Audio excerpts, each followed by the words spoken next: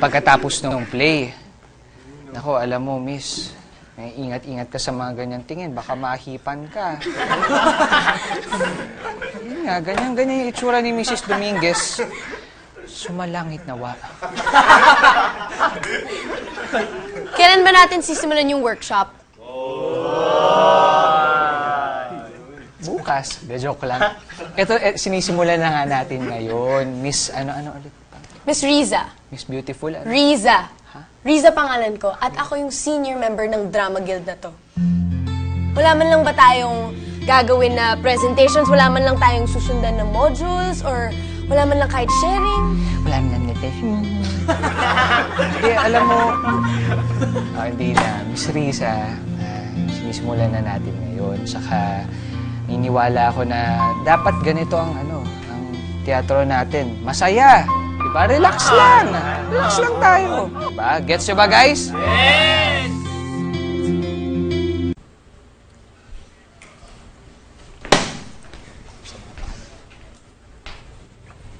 Oh, di ka ba sali sa activity?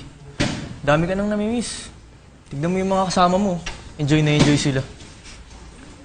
Diba ikaw yung kabarkada nitong si Wally na to? Alam mo, wala akong bilib sa kaibigan mo.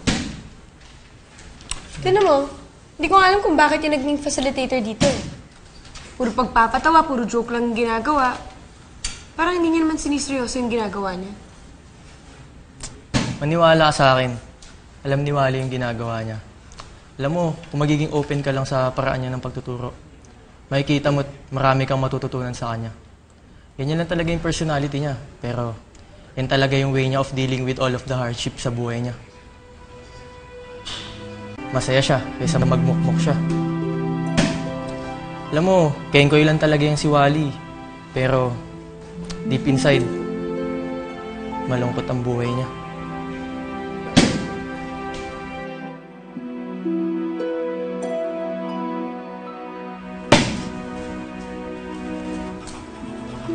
Gawin. Sira! Kasi hindi tayo talo. Sira, ano ka ba, pare?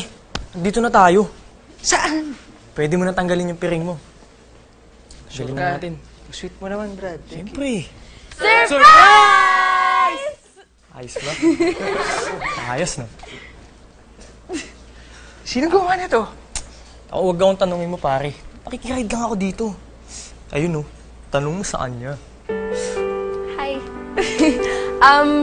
Gusto lang namin magpasalamat sa'yo kasi ang laki ng naitulong mo para maging successful yung play ng grupo.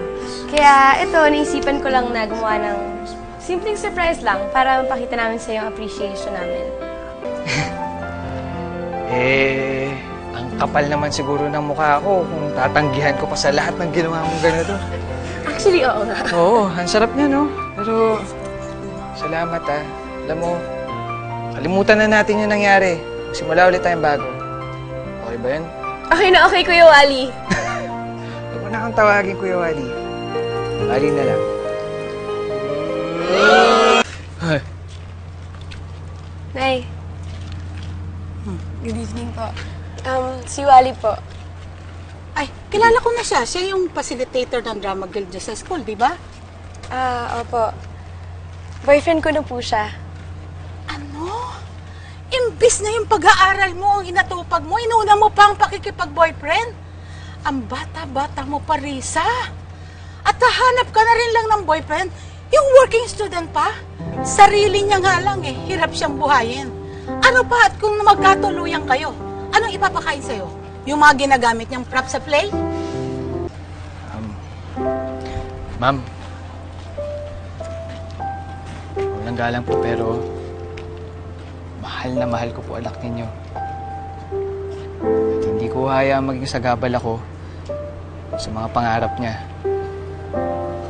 Ma'am, magsisikap din po ako para may marating po ako sa buhay.